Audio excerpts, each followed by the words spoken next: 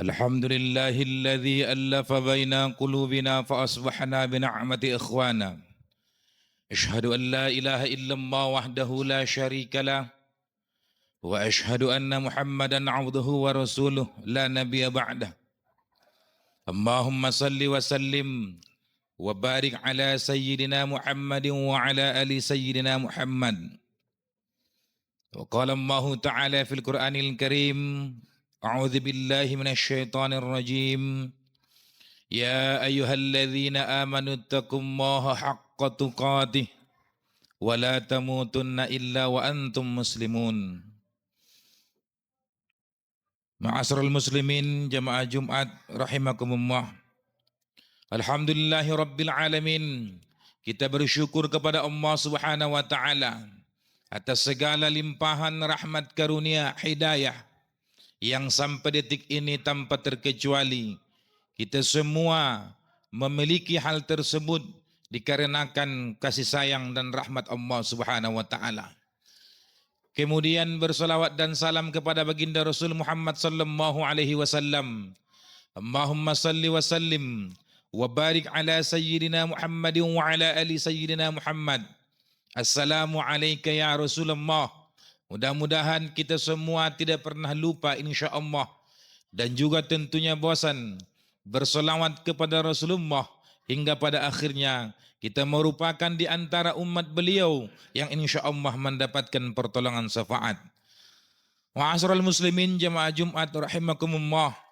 Khatib insya-Allah tidak pernah lupa dan bosan mengingatkan diri khatib terutama dan mengingatkan kita semua untuk senantiasa meningkatkan keimanan dan ketakwaan kita kepada Allah Subhanahu wa taala. Dengan arti takwa sebenar-benar takwa, menjalankan segala apa-apa yang telah diperintahkan oleh Allah Subhanahu wa taala dan juga tentunya diperintahkan oleh Rasulullah sallallahu alaihi wasallam. Begitu juga sebaliknya, marilah sama-sama kita menghindari ataupun tidak melaksanakan sama sekali segala apa-apa yang telah dilarang oleh Allah Subhanahu wa taala dan juga tentunya dilarang oleh Rasulullah sallallahu alaihi wasallam. Kaum muslimin jemaah Jumat rahimakumullah, di dalam hadis yang diriwayatkan oleh Imam Ahmad, Rasulullah sallallahu alaihi wasallam bersabda, "Thalathatu la yanzurullaha ilaihim yaumal qiyamah." Kata Nabi, pada hari kiamat nanti akan ada 3 golongan yang tidak akan dipandang oleh Allah Subhanahu wa taala.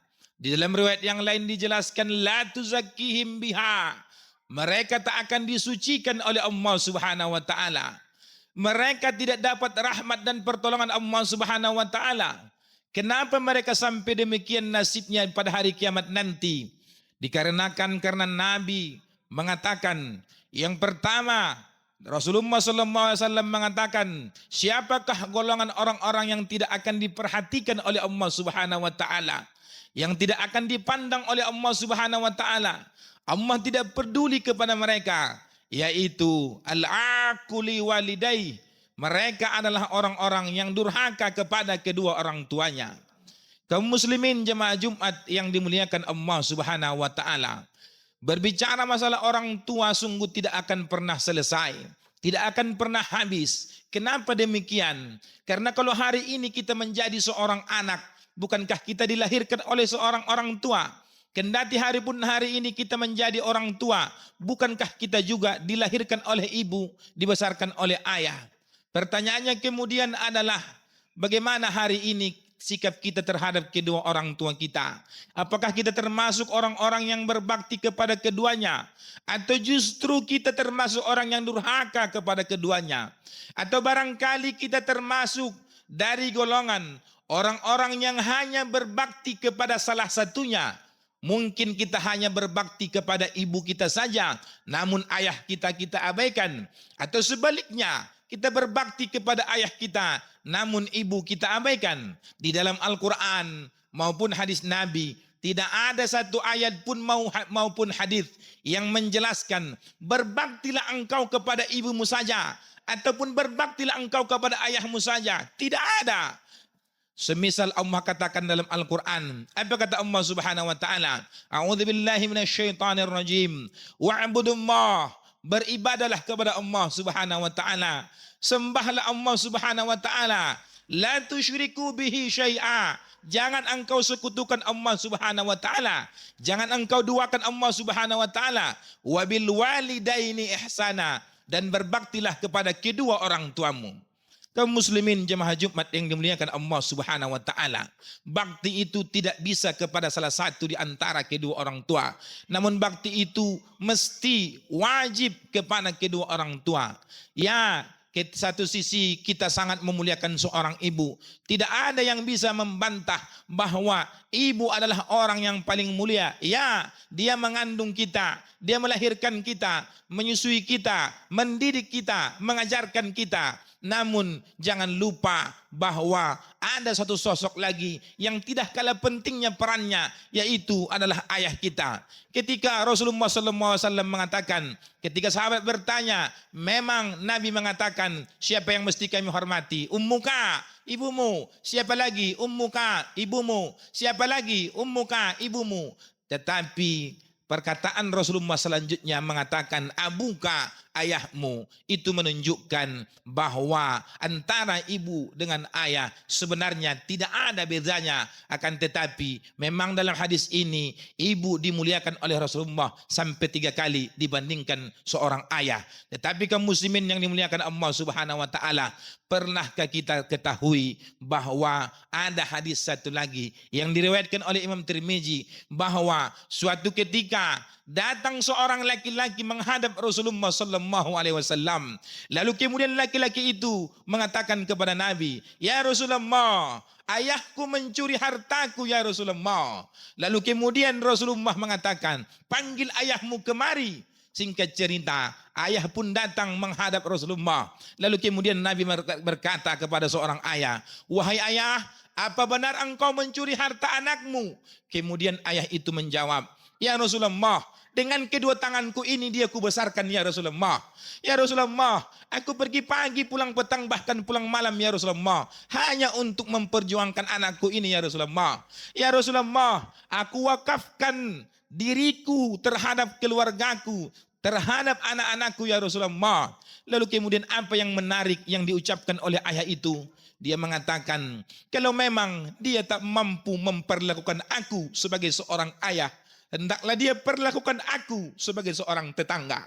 Begitulah jawaban seorang ayah disampaikan kepada Rasulullah sallallahu alaihi wasallam.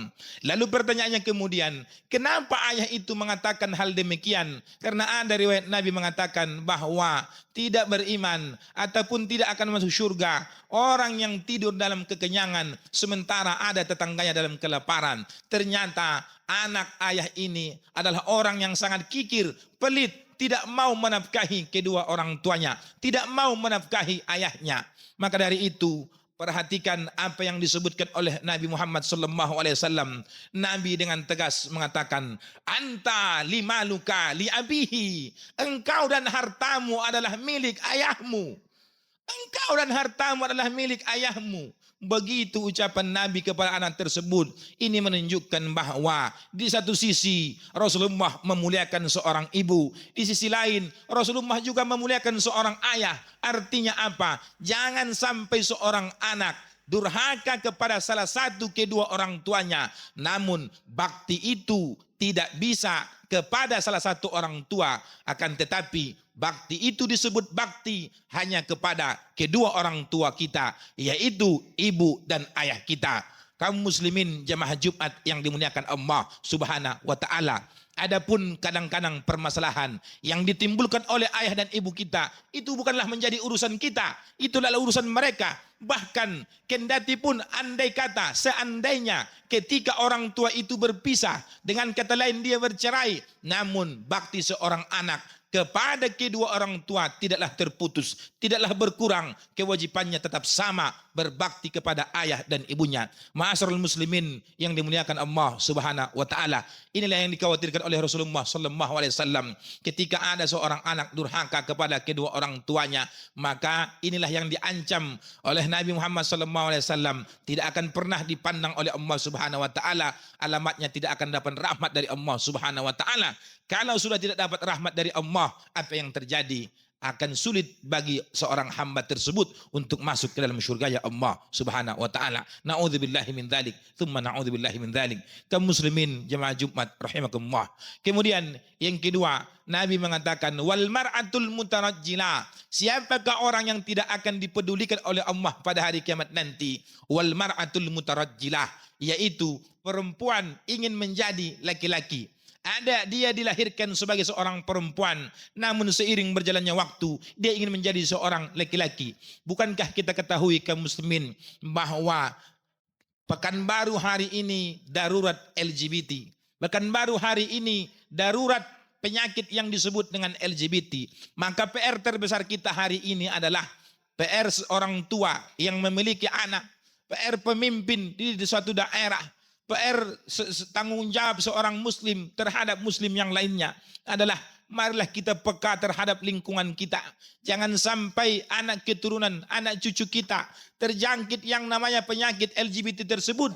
Karena salah satu faktor yang paling mempengaruhi kenapa seseorang itu terjangkit penyakit LGBT bukanlah diakibatkan karena gen daripada anak tersebut, tidak, tetapi faktor yang paling mempengaruhi adalah faktor lingkungan di mana anak tersebut bergaul, kemudian perhatian orang tua yang sama sekali tidak ada terhadap anaknya. Inilah yang mengantarkan anak-anak kita terkadang terjerumus ke lembah kenistaan yang disebut dengan LGBT, bahkan penyakit-penyakit yang lainnya.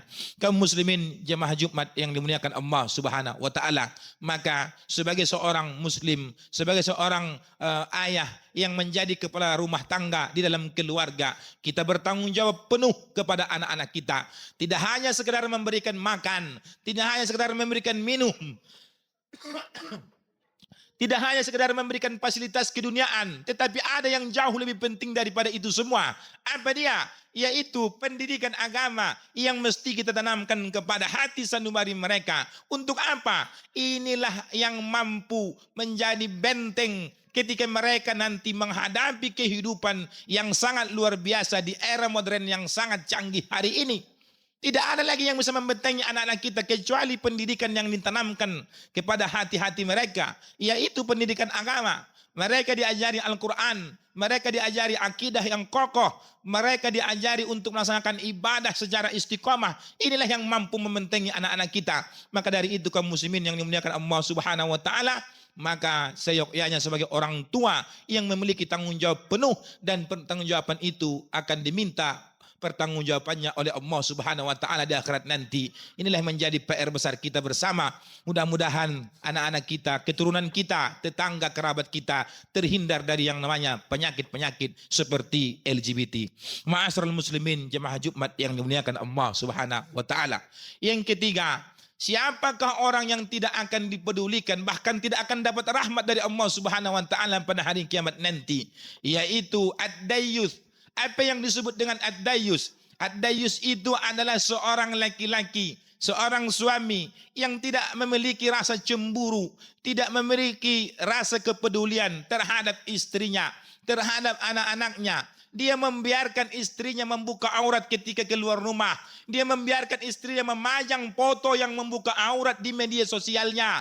Dia biarkan anak perempuannya pergi begitu saja tanpa menutup auratnya. Dia biarkan anak perempuannya memajang foto, berjoget di media sosial, mengumbar membuka auratnya. Maka laki-laki seperti ini disebut dengan ad-dayyus. Apa ancaman Nabi? La yadkhulul jannata ad-dayyus. Tidak akan pernah masuk surga yang namanya ad-dayyus, yaitu laki-laki yang tidak ada rasa cemburu, laki-laki yang tidak peduli terhadap anak-anaknya, tidak peduli terhadap istrinya, tidak peduli terhadap keluarganya. Dia tidak apa-apa, bahkan cenderung terkadang pola pendidikan ayah yang diberikan kepada seorang anak terkesan pembiaran dengan mengatakan dia masih kecil, dia masih anak-anak, dia belum balik dan lain sebagainya. Alasan ini seacap kali dijadikan pembenaran untuk membiasakan yang salah, untuk membiasakan yang buruk. Maka inilah yang mesti kita hindari kaum muslimin yang dimuliakan Allah Subhanahu wa taala. Bahkan kadang-kadang seorang laki-laki, seorang suami tidak lagi ada rasa cinta kepada suaminya. Dia mengatakan bahwa istrinya tidak cantik lagi, tidak menarik lagi. Apa sebab? Apa yang menyebabkan itu demikian? Pernah suatu ketika di zaman Al-Imam Muhammad bin Idris Asy-Syafi'i, atau yang kita kenal dengan Imam Syafi'i, bahwa datang seorang laki-laki menghadap beliau lalu mengatakan, "Wahai Imam Syafi'i, ya, aku merasa hari ini istriku tak cantik lagi. Apa yang mesti kulakukan?" Kemudian Imam Syafi'i sederhana menjawab. Beliau mengatakan, "Pulanglah engkau ke rumah. Selama 1 bulan tundukkanlah pandanganmu." Lalu kemudian singkat cerita laki-laki itu pun pulang ke rumah. Singkat cerita tiba 1 bulan, datang laki-laki tersebut menghadap Imam Syafi'i. Lalu dia berkata, "Wahai Imam Syafi'i, hari ini aku merasa yang paling cantik di dunia ini adalah istriku." Ternyata yang menjadikan laki-laki itu memandang seorang perempuan, terutama istrinya, tidak menarik, tidak cantik lagi, itu bukan karena istrinya tidak cantik, bukan karena istrinya tidak menarik, tetapi karena pandangan laki-laki yang tidak mampu ia tundukkan. Pandangan laki-laki yang sering melihat aurat perempuan yang bukan mahramnya. Pandangan laki-laki yang tidak mau dia jaga dari aurat-aurat perempuan yang yang potensial dia lihat kemana-mana. Maka dari itu kaum muslimin yang dimuliakan Allah Subhanahu wa taala, sebagai seorang laki-laki, sebagai seorang ayah, kita mesti betul-betul mawas diri, terutama untuk menjaga pandangan kita. Maka dengan demikian jangan sampai kita termasuk daripada golongan orang-orang yang dikhawatirkan oleh Rasulullah SAW pada hari kiamat nanti tidak akan dapat pandangan, tidak akan dapat rahmat dari Allah Subhanahu wa taala, yaitu mereka orang yang durhaka kepada kedua orang tuanya, lalu kemudian perempuan yang ingin menjadi laki-laki, atau boleh jadi ada laki-laki yang ingin menjadi perempuan, atau kemudian yang terakhir adalah yaitu laki-laki yang tidak punya rasa cemburu, tidak punya rasa peduli terhadap anak dan istrinya. Mudah-mudahan apa yang khatib sampaikan dalam kesempatan khutbah yang singkat ini dapat bermanfaat. Barakallahu li wa lakum fil Qur'anil azim wa nafa'ani wa iyyakum bima fihi minal ayati wa dzikril hakim wa taqabbal minni wa minkum tilawatahu innahu huwal ghafurur rahim. اللهم صل وسلم وبارك على سيدنا محمد وعلى آله وصحبه ورسول الله أجمعين.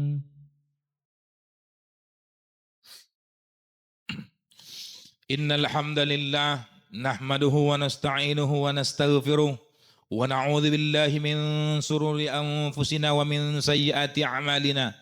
من يهده الله فلا مضل له ومن يضلله فلا هادي له.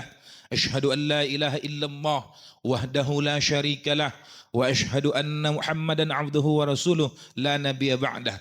اللهم صل وسلم وبارك على سيدنا محمد وعلى آل سيدنا محمد. فيا عباد الله اتقوا الله حق تقاته ولا تموتن إلا وأنتم مسلمون. وقال الله تعالى في القرآن الكريم: أعوذ بالله من الشيطان الرجيم والعصر إن الإنسان لفي خسر إلا الذين آمنوا وعملوا الصالحات وتواصوا بالحق وتواصوا بالصبر إن الله وملائكته يصلون على النبي يا أيها الذين آمنوا صلوا عليه وسلموا تسليما. اللهم صل على سيدنا محمد وعلى آل سيدنا محمد كما صليت على سيدنا إبراهيم وعلى آل سيدنا إبراهيم وبارك على سيدنا محمد وعلى آل سيدنا محمد كما باركت على إبراهيم وعلى آل إبراهيم في العالمين إنك حميد مجيد. اللهم اغفر للمسلمين والمسلمات والمؤمنين والمؤمنات الأحياء منهم والأموات إنك سميع قريب مجيب الدعوات ويا قاضي الحاجات. اللهم أرنا الحق حقا وارزقنا اتباعه وأرنا الباطل باطلا وارزقنا اجتنابه. ربنا آتنا في الدنيا حسنة وفي الآخرة حسنة وقنا عذاب النار والحمد لله رب العالمين. عباد الله إن الله يأمر بالعدل والإحسان وإيتاء القربى وينهى عن الفحشاء والمنكر والبغي يعظكم لعلكم تذكرون ولذكر الله أكبر. أقم الصلاة.